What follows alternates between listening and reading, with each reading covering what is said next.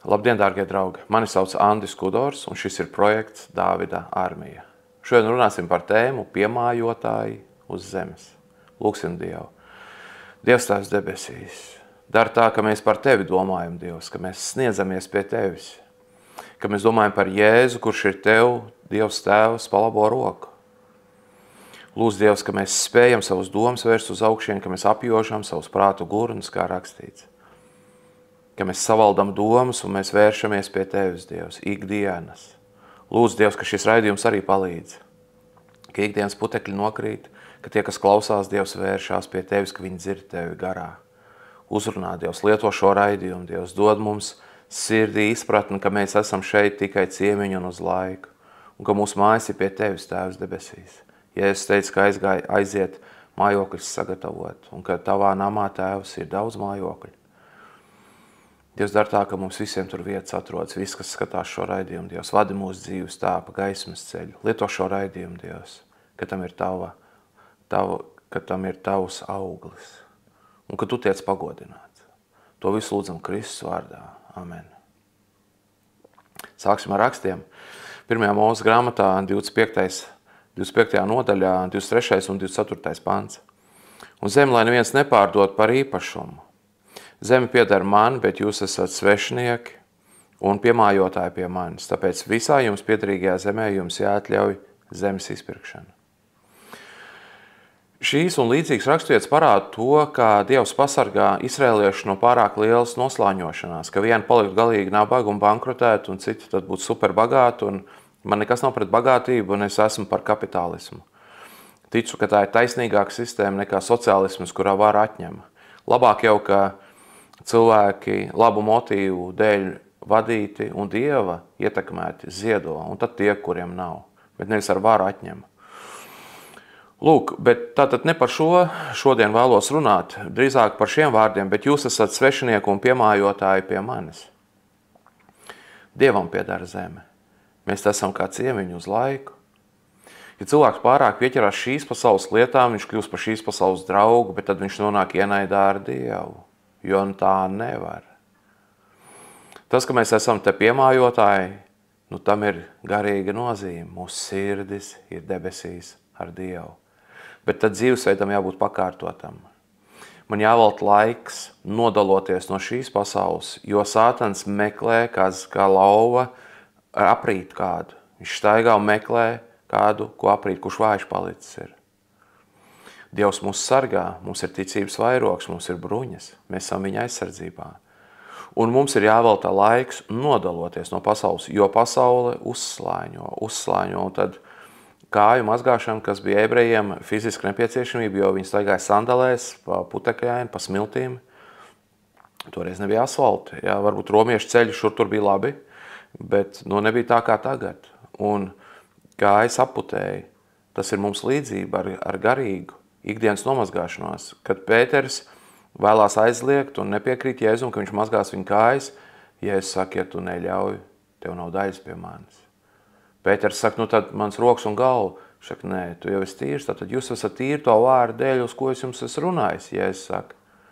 Vajag tikai kājas nomazgāt, bet joprojām ir runa par garīgo mazgāšanu. Jo Jēzus saka, ja tu neļaus, tev nav daļas pie manis, tātad par garīgu mazgāšanu. Tātad man ikdienā ir jānomazgā putekļi no kājām.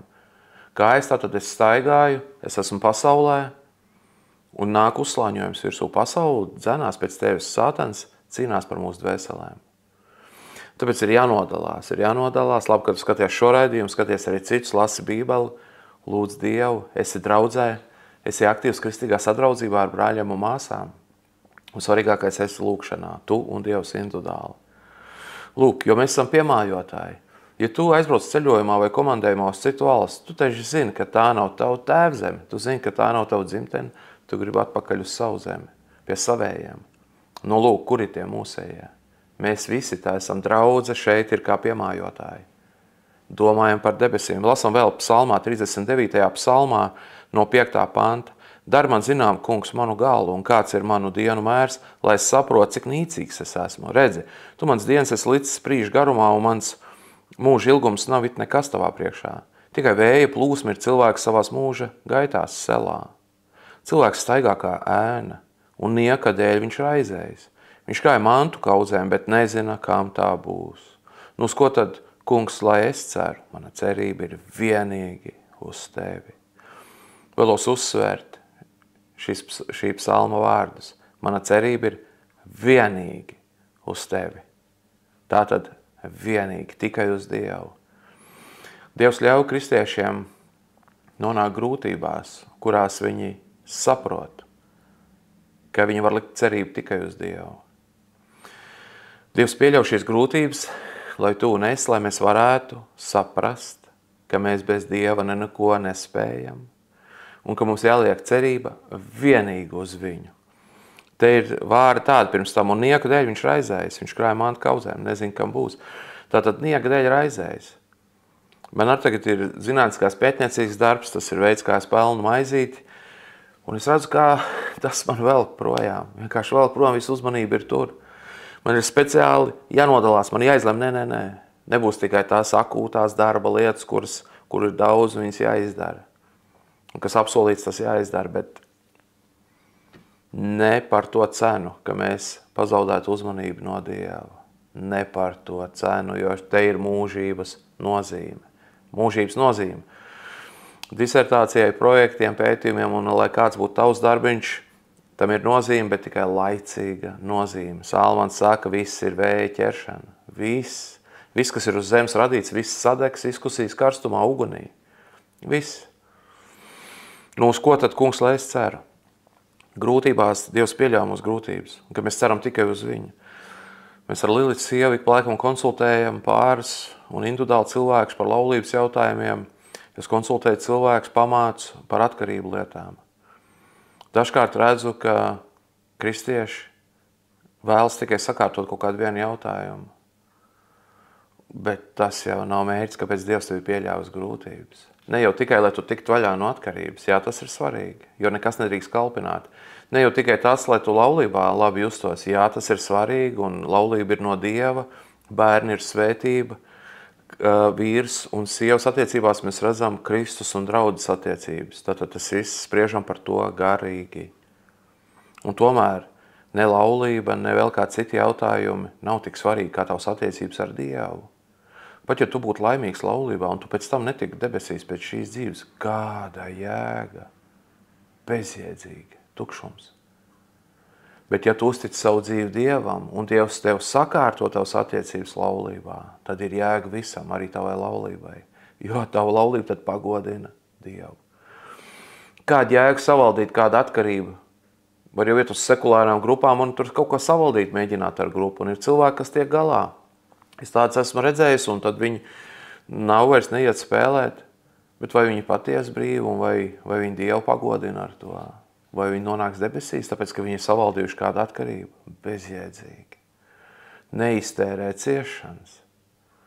Tavas ciešanas laulībā arī ir tāpēc, lai tu pagodinātu Dievu ciešanās, lai tu parādītu, ka viņš tev ir numur viens, un pēc tam viss pārējais. Un ja tu tādu izdarīsi, tad Dievs sakārtos arī tavu laulību, un ja tas ir neiespējami, tad iedos mieru tavā sirdī. Kā Pāvilam, kurš 3 reizes lūdz, lai dzeloni ņem ārā no miesas. Un Dievs viņam saka, tev pietiek man žēlastība. Mans spēks nespēkā varens parādās, un Pāvils nomierinās. Tātad, brāl un māsa, mēs lūdzam tik ilgi, kamēr Dievs atbild burtiski un atrisina problēmu. Tātad, vai tā ir tavu laulību sakārtojas, vai tevi atpestīja no azartspēlēm vai no citas atkarības vai kādu citu problēmu novērš tavā dzīvē. Vai nu viņš saka, nē, šis paliks tev mūžības dēļ. Ir kaut kas vērtīgāks, kā Iebam. Iedeva kaut ko vērtīgāks ar ciešanām. Iebs pēc ciešanām saka, Dievs agrāk man tikai cilvēki teica par to, kāds tu esi. Tagad es zinu, kāds tu esi. Tas nav vārds vārdā, ja, bet šī doma. Tas ir, ko Dievs izdara tevi. Ja tu ciešanās ej cauri, meklējot, kā pagodināt Dievu. Un tu, protams, lūdz glābšanu, un tas ir pareizi, un mums to vajag. Mēs neesam mazohisti, ciešanas ir rūgtās zāles, bet mums viņas nav jāgrib, nav jāprasa. Nē, mēs lūdzam svētību, žēlastību, palīdzību, aizsardzību. Bet ja Dievs pieļauj kaut ko, lai iedot kaut ko vēl vairāk, āmen. Mēs pazeminamies zem viņa varenās rokas. Ja? Man cerība ir vienīgi uz tevi. Lūk, un ja nāk cilvēku laulības problēmas risinot, un ja viņi negrib pilnībā padoties Dievam, tad es viņiem nevaru palīdzēt. Es pat īsti negribu tad. Tāpēc, ka es ticu, ka Dievs ir pieļāvis viņu grūtības, lai viņi pagodinātu Dievu. Un nav runa tad par to, kā pareizi runāt tur laulātēm. Jā, arī tas ir pareizi sevišķi pirmajos gados, un kā uzklausīt, un kā respektēt, un cienīt, un mīlēt, un viss labais. Bet ne jau tas atrisina, ko tu dari. Mēs meklējam pestīšanu, mēs meklējam glābšanu, mēs lūdzam atpestīt mūs no ļaunā. Atpestīt mūs no ļaunā, jo tev pieder valstība un spēks un gods mūžīgi mūžos, tātad spēks pieder Dievam. Tāpēc mēs lūdzam ko? Nevis vienkārši stiprinājumu, arī tas ir pareizi lūgt stiprinājumu, bet mēs lūdzam, pats svarīgākais tēvreizē, Jēzus mums māca atpestīt no ļauna. Nu, tā tad atpestīšana. Un tad ir cerība vienīgi uz tevi. Mana cerība ir vienīgi uz tevi. Nu, lūk, tas ir, kad pats nevar. Kā es varu būt pateicīgs Dievam, tāpēc, ka viņš man izglāba, iedeva žēlstībā. Tātad es pats nevarēju paņemt, tātad es pats nevarēju tikt ārā, tātad es nevarēju sevi izglābt, mani vajag glābt. Ne jau es izglābjos, mani izglābj. 2. Pētera vēstule, 3. nodaļa, 10. pāns, bet tā kunga diena nāks kā zaglis, tanī debesis ar lielu troksni zudīs un pasaules pamatu degdam izjuks un zeme un viss, kas uz tās radīts.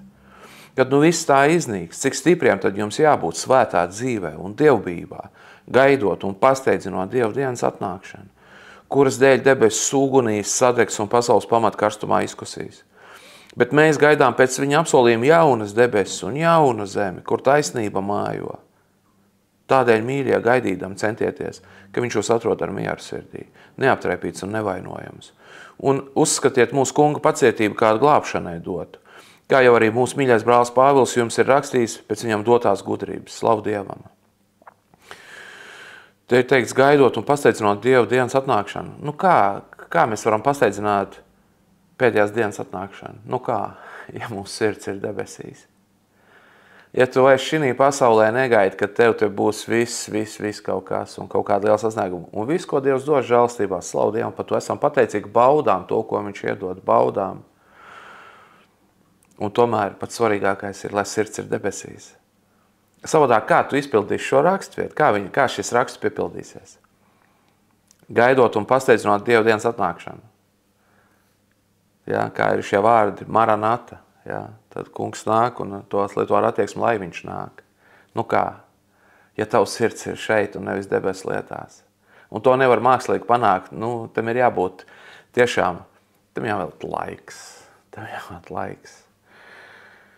Bet mēs gaidām pēc viņa apsolījuma jaunas debesis un jaunu zemi, kur taisnība mājo. Tātad jauns, visu es daru jaunu, kā mēs lasām.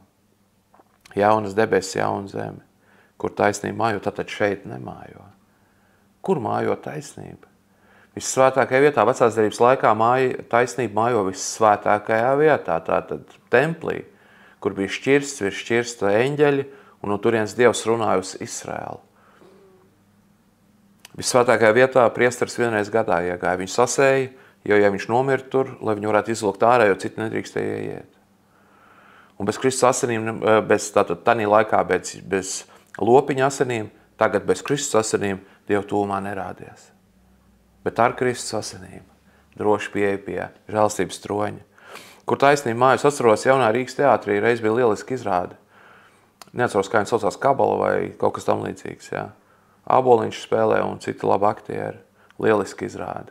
Vislabāk tur iet tiem, kam ir priekšzināšanas par veco derību, lai saprastu, ko viņi tur runā. Un par ebreju tradīcijām. Lieliski izrāde. Un tur tā izrāde bija sadalīta tādos vairākos fragmentos, sižetos ar vairākiem stāstiem. Un viens no stāstiem bija par kādu ebreju, kur apcēla. Viņš bija vientiesīgs, naivs, netika galā. Viņu apmānīja, viņu saprecināja viltīgi ar sievieti, kuras miesās jau bija bērniņš no citu vīriešu. Un viņš tāds vientiesīgs un labestīgs un naivs, un viņu apceļ, un viņš cieš, un tad tur ir viņa monologs beigās, tāds līdz asarām.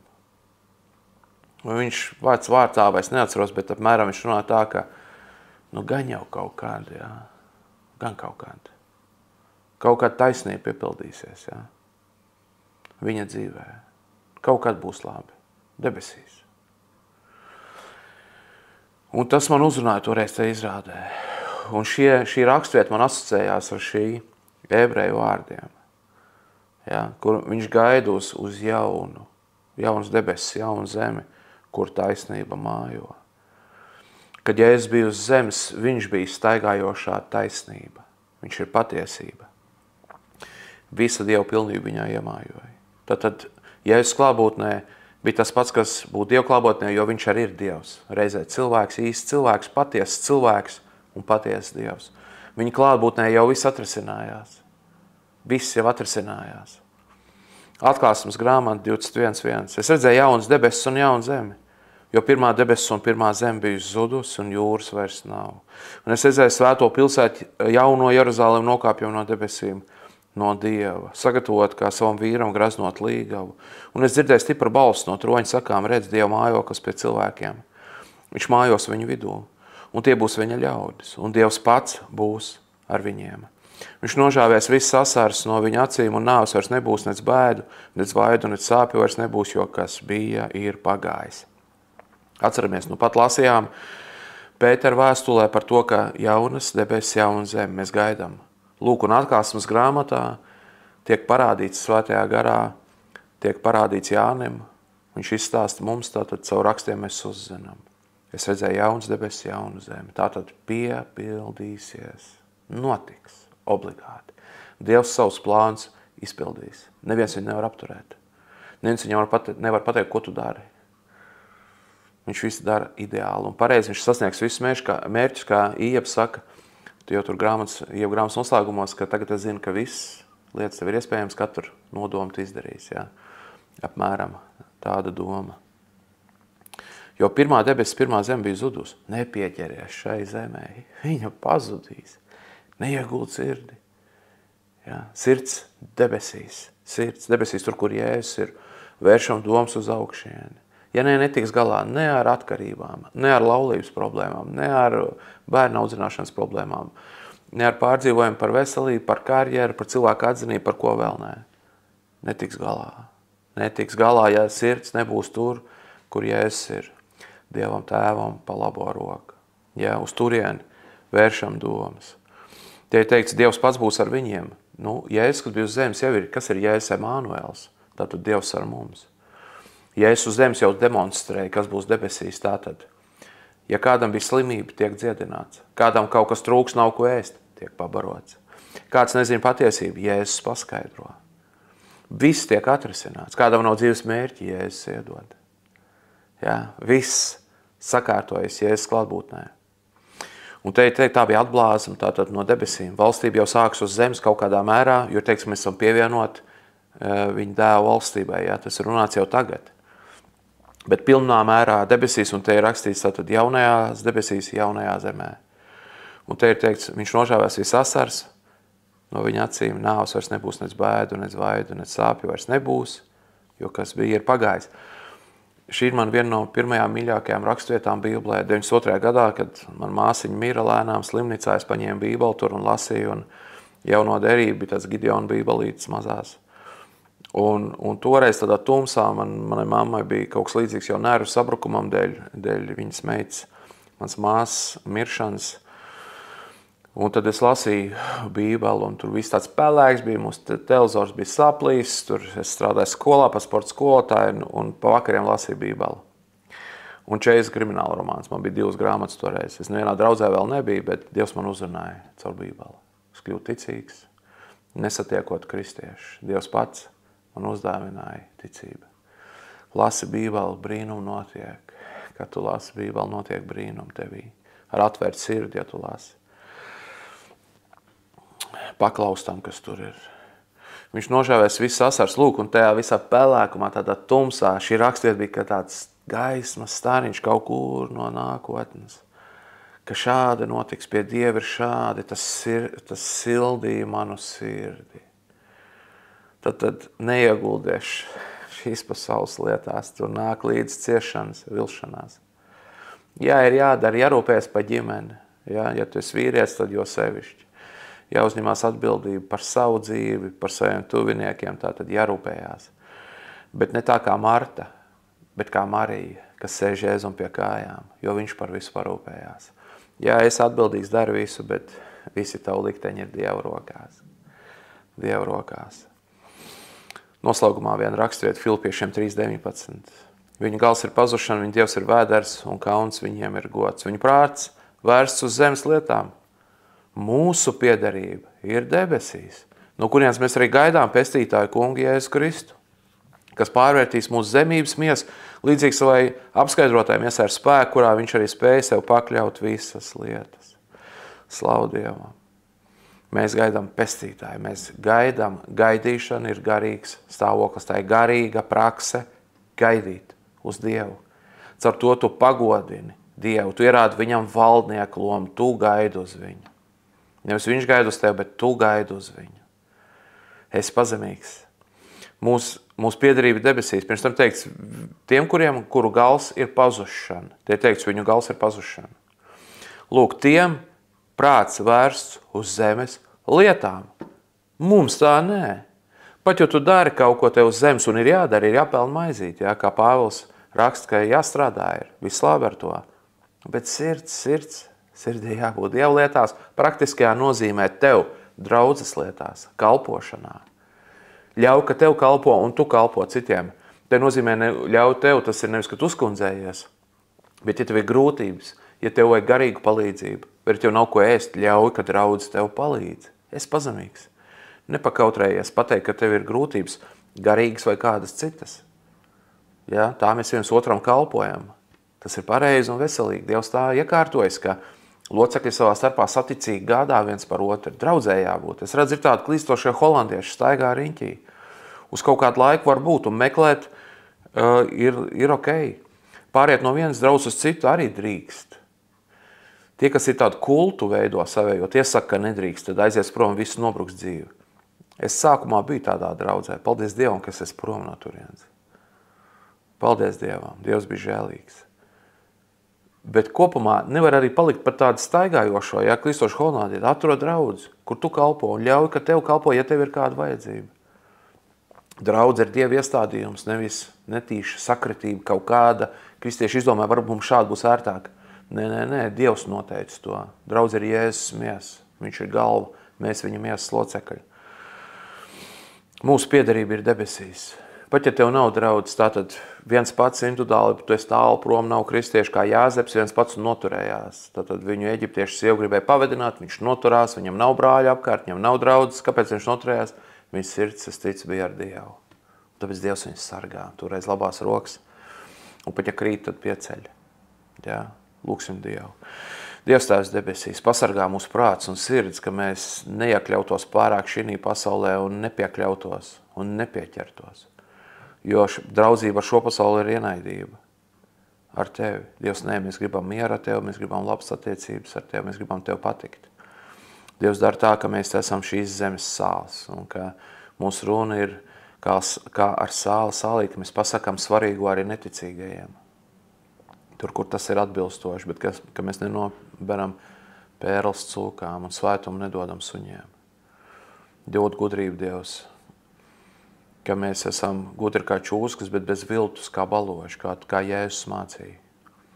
Dievs dod mums tā.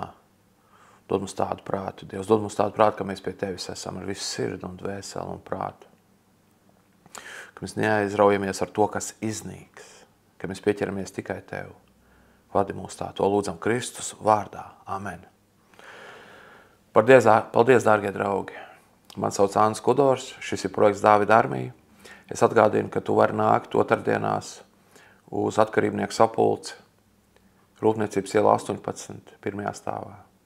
Ja kas, pirms tam uzrakst uz davida.armija@gmail, ja tev būs kādi jautājumi, pirms tam noskaidrosim, lai tu zini, ko gaidīt, kas tur notiek, kā noris sapulces. Ja tu gribi nākt uz draudzi, nāc uz Kristus draudzi. Rūpniecības iela 18, turpat pirmajā stāvā, svētdienās, 15. Tur ir sludināšana, slavēšana un kristīga sadraudzība. Tiekamies pēc nedēļas, esiet svētīti!